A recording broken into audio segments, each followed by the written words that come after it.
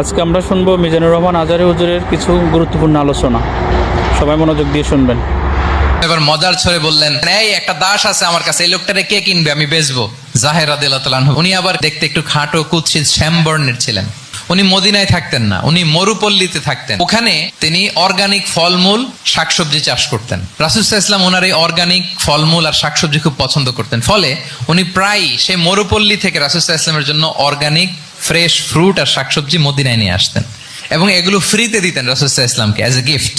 আর কিছু শাকসবজি ফলমূল তিনি মদিনার বাজারে বিক্রি করতেন। তো একবার তিনি এসে রাসূল সাল্লাল্লাহু আলাইহি ওয়াসাল্লামকে অর্গানিক এই ফ্রুট গুলো দিয়ে বাকিগুলো মদিনার বাজারে বিক্রি করতেছেন।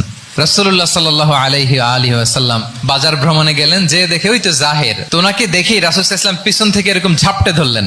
উনি তো দেখতে পারতেছেন না কে ধরলো। উনি বলে, মান হাদা আরসিলনি, এই ছাড়ো ছাড়ো, কে কে, এই কোন লোক আমারে ধরলো, ছাড়ো ছাড়ো করে অস্থির। যখন পিছনে ফিরে দেখে আল্লাহ রাসূল সাল্লাল্লাহু আলাইহি ওয়াসাল্লাম, এখন আর ছাড়াছাড়ি করে না, এখন ওনার পিঠটা রাসূল সাল্লাল্লাহু আলাইহি ওয়াসাল্লামের বুক মোবারকের দিকে আরো লাগাই দিচ্ছে এইভাবে। রাসূল সাল্লাল্লাহু আলাইহি ওয়াসাল্লাম এবার মজার ছড়ে বললেন, এই একটা দাস আছে আমার কাছে, এই লোকটারে কে কিনবে, আমি বেচবো। জাহের রাদিয়াল্লাহু তাআলা আনহু বলেন, ইয়া রাসূলুল্লাহ, আমি কালো মানুষ, আমি সস্তা মানুষ, আমারে বেচলে বেশি দাম পাবেন না আপনি। রাসূল সাল্লাল্লাহু আলাইহি ওয়াসাল্লাম বললেন, হে জাহের, তুমি আল্লাহর কাছে সস্তা নও, তুমি আল্লাহর কাছে বড্ড দামি।